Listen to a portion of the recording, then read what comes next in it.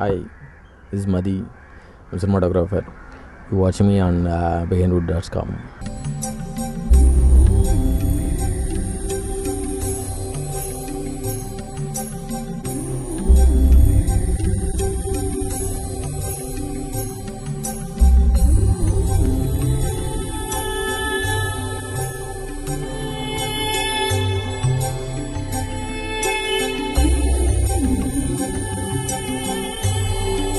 என்னோடய native Nannilam, Thiruvarur district. நான் கும்பகோணம் காலேஜில் பிஎஸ்சி மேத்தமெட்டிக்ஸ் படித்தேன்.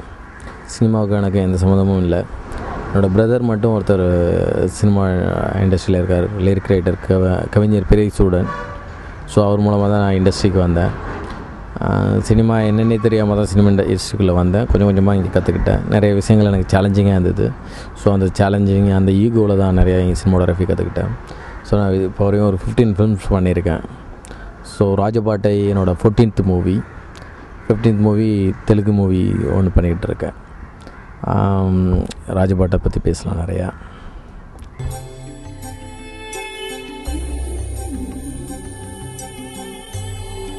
ராஜபாட்டை பற்றி பேசுகிறதுக்கு நிறைய இருக்குது. ஏன்னா ராஜபாட்டை எனக்கும் டேரக்டருக்கும் ஒரு கமர்ஷியல் மூவி நாங்கள் ஃபஸ்ட்டு ட்ரை பண்ணுறோம்.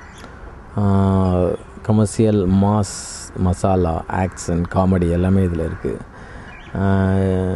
அது எடுக்கிறதுக்கு ஒரு ஸ்கில் வேணும். அது எங்களுக்கு இது ஃபஸ்ட் மூவிங்கிறதுனால நானும் சுசியும் ஒரு நிறைய எஃபர்ட் போட வேண்டியதாக இருந்தது. அதுக்கு கமர்ஷியல்ங்கிறது ஒரு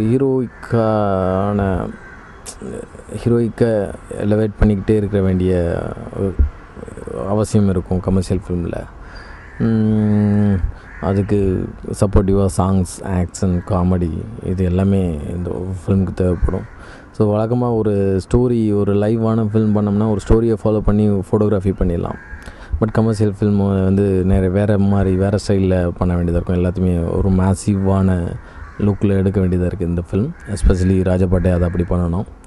ராஜபாட்டையில் கலரில் புதுசாக ஒரு அட்டம் பண்ணியிருக்கேன். கலர்ஸ் என்னென்னா வழக்கமாக கலர்ஃபுல்லாக எல்லாம் படம் பண்ணுவாங்க. நான் வைப்ரண்ட் கலர்ஸோடு பண்ணியிருக்கேன். நிறைய வைப்ரண்ட் கலர்ஸ் இந்த ஃபிலிமில் யூஸ் பண்ணியிருக்கேன். அது மாதிரி விக்ரம் சாரோட லுக்கே கொஞ்சம் மாற்றிருக்கோம். ரொம்ப அது மாதிரி ஃபங்கி லுக்கு, ஷூஸ்லேருந்து அவரோட ட்ரெஸ், காஸ்டியூம், ஹேர் ஸ்டைல் எல்லாமே கொஞ்சம் ஃபங்கியாக ட்ரை பண்ணியிருக்கோம். ஒரு மாதிரி புது லுக்காக இருக்கார் அவர். கண்டிப்பாக அவரோட லுக்கு பயங்கர அட்ராக்டிவாக இருக்கும். ரொம்ப முக்கியமாக இந்த ஃபிலிமில் என்ன எங்களுக்கு சேலஞ்சிங்கான இந்த ஃபிலிம் இருந்ததுன்னா, க்ரௌடு படம் ஃபுல்லாக ஒரு 1000-2000 பேர் எல்லா சீன்லேயும் இருப்பாங்க. ஆல்மோஸ்ட் ஒரு பொலிட்டிக்கல் பேக்ரவுண்டில் ஒரு லேண்ட் மாஃபியா பற்றின ஸ்கிரிப்ட். இது பொலிட்டிக்கல் பேக்ரவுண்ட்னாலே ஃபுல் க்ரௌடு, எங்கெங்கே க்ரௌடு அசம்பிள் ஆகிறாங்களோ அங்கே அதை ஃபோக்கஸ் பண்ணி சீன் பண்ணியிருக்கோம் எல்லாமே. ஸோ எல்லா சீன்ஸ்லேயும் மினிமம் ஒரு 1000-2000 பீப்புள்ஸ், 5000 பீப்புள்ஸ் வரையும் கூட வச்சு ஷூட் பண்ணியிருக்கோம். ஸோ அந்த க்ரௌடுக்கு நடுவில் சீன் பண்ணுறது தான் ஒரு பெரிய, எல்லோரையும் க்ரௌடை கண்ட்ரோல் பண்ணி சீன் பண்ணுறது தான் பயங்கர சேலஞ்சிங்காக இருந்தது. அப்புறம் எல்லா கேமராவும் எவ்ரிடேவும் multi camera setup. Everyday 3 cameras இருக்கும். ஸோ 3 கேமராவும் கோஆர்டினேட் பண்ணி ஒரு ஆக்ஷன் கொரியோகிராஃப் பண்ணுறது, இல்லை சீனை கொரியோகிராஃப் பண்ணுறது சேலஞ்சிங்காக இருந்தது. ஸோ இந்த மாதிரி ஒரு பெரிய மாஸ் லுக்கில் இந்த ஃபில்ம் எடுத்திருக்கோம்.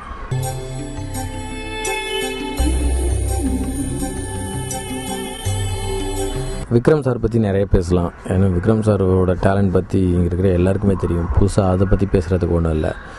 பட் ஒவ்வொரு ஃபில்மும் ஒரு ட்ரை பண்ணுவார். இப்போது அவரோட ப்ரீவியஸ் ஃபில்ம்லாம் பார்த்திங்கன்னா அவரோட டிஃப்ரெண்ட் கேரக்டர்ஸ் ட்ரை பண்ணியிருக்காரு. பட் இந்த ஃபில்ம் ஒரு மாஸ் ஃபில்மு. அதுக்கு எப்படி புதுசாக தன்னை காமிக்கலான்னு நிறைய அவரோட கெட்டப், அவரோட ஹேர் ஸ்டைல் இதில் நிறைய இன்ட்ரெஸ்டோடு ஒர்க் பண்ணுவார். அப்புறம் அவரோட பர்ஃபார்மன்ஸ் பற்றி அதெல்லாம் பேசணுங்கிற அவசியமே இல்லை. ஏன்னா அது எல்லாருக்குமே தெரிஞ்சது. ரொம்ப சின்சியராக, ரொம்ப இன்வால்மெண்ட்டோட எங்களையும் சேர்த்து என்கரேஜ் பண்ணி ஒரு ஃபில்ம் லுக்குக்கு அவர் எவ்வளோ ஹெல்ப் பண்ணுமோ அவ்வளோ பண்ணுவார். So easy to work with Vikram sir.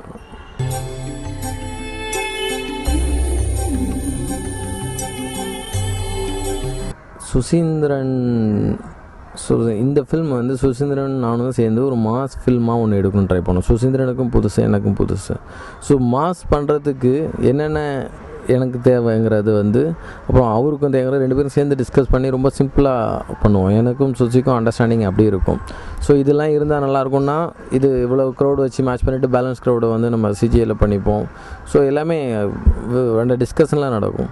சுசிக்கும் எனக்கும் ராபோ வந்து ரொம்ப சிம்பிளாக ஈஸியாக கம்யூனிகேஷன் 2 பேருக்கும் ரொம்ப நல்லா இருக்குது. எனக்கும் சுசிக்கும் எனக்கு என்ன தேவைங்கிறது சுஜிக்கு புரியும், சுஜிக்கு என்ன தேவைங்கிறது எனக்கு ஈஸியாக புரிஞ்சிக்க முடியுது.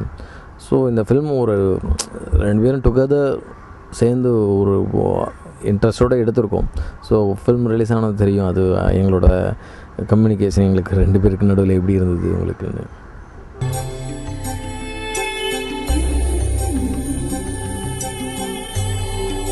ஃபன்னி இல்லை இந்த ஃபில்ம் எவ்ரிடே ஃபன்னின்னா. ஸோ இந்த சில்ட்ரன்ஸ் வச்சு ஒரு எபிசோடு எடுப்போம். எல்லோரும் சின்ன சின்ன குழந்தைங்க, அவங்க வந்து எந்த விஷயத்தையும் அவங்க லிசன் பண்ணவே மாட்டாங்க. என்ன நாங்கள் இன்ஸ்ட்ரக்ஷன் கொடுத்தாலும் அவங்க இஷ்டத்துக்கு என்ன பண்ணணுமோ அதை தான் பண்ணுவாங்க. ஸோ அந்த ஒரு மொமெண்ட்டை சீட் பண்ணி எடுக்கிறது தான் எங்களுக்கு ஒரு மாதிரி ஒரு ஃபன்னியான விஷயம். மிச்சப்படி எல்லா நாளும் பெரிய க்ரௌடு, நிறைய டென்ஷன், சீன் முடிக்கணும். ஸோ இந்த டென்ஷன் தான் இருக்கும் எங்களுக்கு. ஃபன்னிங்கிறது இந்த ஃபிலிம் பொறுத்தவரையிலையும் கம்மி தான். பட் டுகெதர் எல்லாருமே, நான் art director, Rajeevan and Suseenthiran எல்லோரும் ஃப்ரெண்ட்ஸுங்கிறதுனால எவ்ரிடே ஷூட்டிங்ஸ் ஃபன்னி மிக்ஸ் பண்ணி தான் எங்களோட எல்லாமே எபிசோடு. அண்ட் ஆக்ஷன் நம்ம அனலரசு அவரும் எங்களோட ஃப்ரெண்டு. ஸோ ஷூட்டிங்ஸ் பார்ட் ஃபன்னியாக தான் இருக்கும். ஓகே.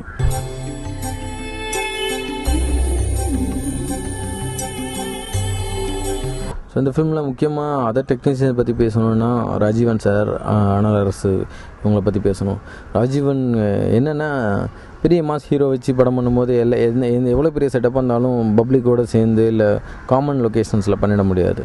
ஸோ எல்லா சீனும் செட்டு எல்லாமே எவ்வளோ பெரிய செட்டப்பாக இருந்தாலும் செட்டில் தான் பண்ண வேண்டியதாக இருந்தது. ஸோ அவர் நான்ஸ்டாப் இந்த ஃபிலிம் செட்டு போட்டுக்கிட்டே இருந்தார். ஒரு சாங்க்கு செட்டு போட்டு முடிச்சுட்டு நாங்கள் அந்த செட்டு ஷூட் பண்ணிட்டு இருக்கும்போது அடுத்த செட்டுக்கிட்ட கிளைமேக்ஸ் செட்டுக்கு போயிடுவார். கிளைமேக்ஸ் செட்டு முடிச்சு அடுத்து போகணுன்னு ஆசிரம் செட்டுன்னு சொல்லிட்டு செட்டுன்னு இந்த ஃபிலிமில் அவ்வளோ செட்டு போட்டு அவர் டயர்ட் ஆகிட்டார் இந்த ஃபிலிமில். ஸோ அவ்வளோ ஹார்ட் ஒர்க் பண்ணியிருக்காரு ராஜீவன் சார்.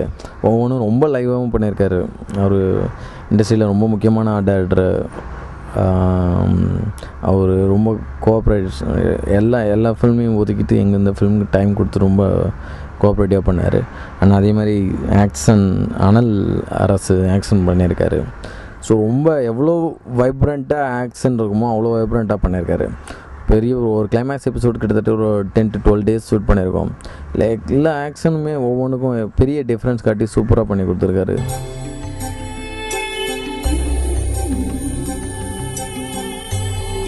ஹீரோயின் தீக்ஷா பற்றி பேசணும்.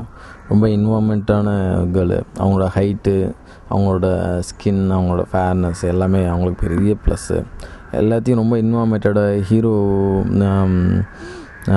டேரக்டர் சொல்கிறத இன்வால்மெண்ட்டோடு கேட்டு திருப்பி ரிப்பீட் பண்ணி ஷூட்டிங் ஸ்பாட்டை சைட்லேருந்து டைலாக் பேசி இன்வால்மெண்ட்டோடு பண்ணுவாங்க. அவங்களுக்கு பெரிய ஃப்யூச்சர் இருக்குது தமிழ் இண்டஸ்ட்ரியில். அண்ட் ஃபில்ம் ஆல்மோஸ்ட் ஒரு 90% முடிஞ்சிச்சு. இன்னும் 2 சாங்கும் ஒரு ஆக்ஷன் எபிசோட் மட்டும் பேலன்ஸ் இருக்குது. So film December 17th release பண்ணலான்னு பிளானாக இருக்கும். ஸோ ஆல் போஸ்ட் ப்ரொடக்ஷன் சைமல்டேனியஸில் போயிட்டுருக்கு.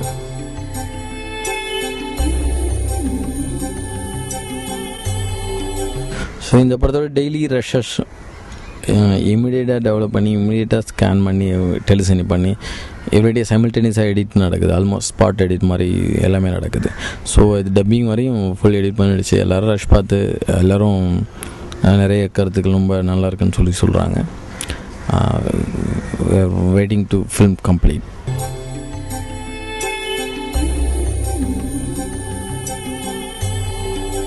நான் என்னோடய லெவலில் எதுவும் ரைஸ் ஆகிருக்கதா அப்படின்னு நான் நினைக்கிறது இல்லை. ஸோ ஃபில்மோட கலர் என்னன்னு தான் நான் பார்க்குறேன். ஃபில்மோட ஸ்டோரி என்ன, அந்த ஸ்டோரிக்கு என்ன நான் பண்ணணுன்னு தான் பார்க்குறேன். நான் மகனில் கொஞ்சம் லைவான படமாக எடுக்கணும்னு ஆசைப்பட்டார். ஸோ அவர் மாதிரி ஆஃப் பீட் ஃபில்மாக கூட ட்ரை பண்ணார். பட் இல்லை, ஃபர்ஸ்ட் ஹாஃபில் நிறைய காமெடி அப்படின்னு வந்துருச்சு. ஸோ அந்த டோன் என்ன, சிட்டி எப்படி காமிக்கணும்னு, சிட்டியில் இந்த சப்ஜெக்ட் நடக்குது, அதுக்கு என்ன ஒப்பணுமோ அது பண்ணோம். இந்த ஃபில்ம் வந்து முழுக்க கமர்ஷியல் ஃபில்ம், முழுக்க சினிமா, என்டர்டெயின்மெண்ட் ஃபில்ம். ஸோ இதுக்கு நான் என்ன ரெடி பண்ணிக்கிட்டேன். ஒரு கமர்ஷியல் ஃபில்ம் எப்படி பர்ஃபெக்டாக எடுக்கணும், அட்லீஸ்ட் அதர் கமர்ஷியல் ஃபில்ம்ஸ் கூட காம்படிட் பண்ணோம்ல. ஸோ அதுக்கு நான் என்னை எக்யூப் பண்ணி என்னோடய டிஃப்ரெண்ட் ஸ்டைலில் நான் இந்த ஃபில்ம் ஷூட் பண்ணியிருக்கேன்.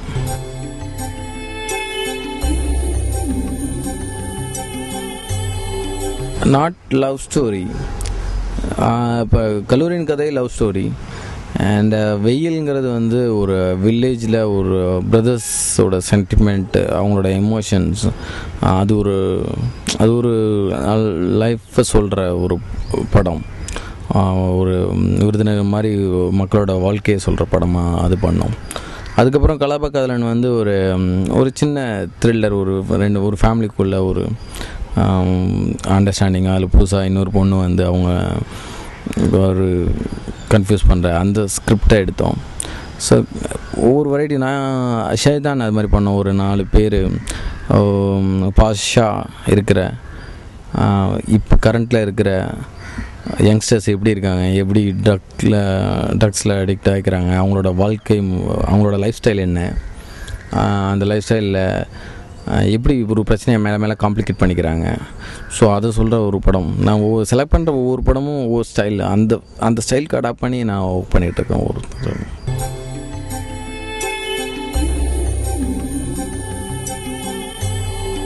சமீபமாக தமிழில் என்னை இம்ப்ரெஸ் பண்ண 2 என் கூட என்னோட கொலீக்ஸ்ன்னு சொல்லலாம், இல்லை என் கூட ஒர்க் பண்ணிகிட்ருக்காங்க.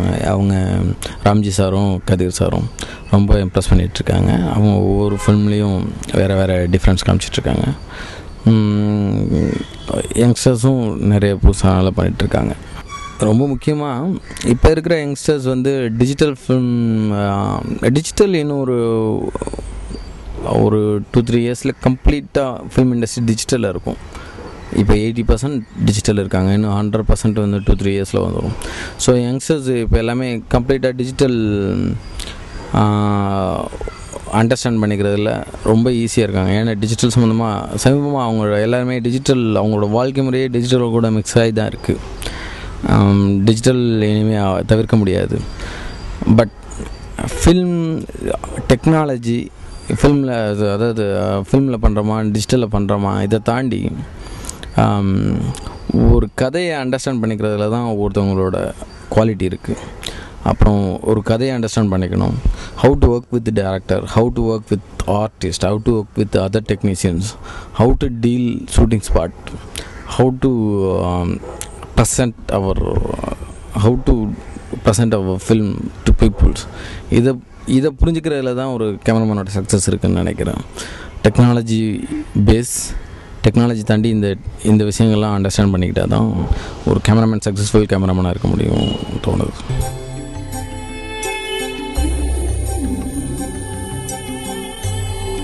நான் கூட பிஹைண்ட் வுட்டோட ஒரு முக்கியமான வியூவர். நான் எல்லா ப்ரோக்ராமும் பிஹைண்ட் வுட்ஸில் வந்து பார்த்துக்கிட்டே இருப்பேன். நைட் ஓப்பன் பண்ணால் பிஹைண்ட் வுட்ஸ் அப்படி கேஷுவலாக ஒரு டச் பண்ணாமல் போகிறதில்ல. இன்ட்ரெஸ்டிங் ஜாப் பிஹைண்ட் வுட் பண்ணுறது.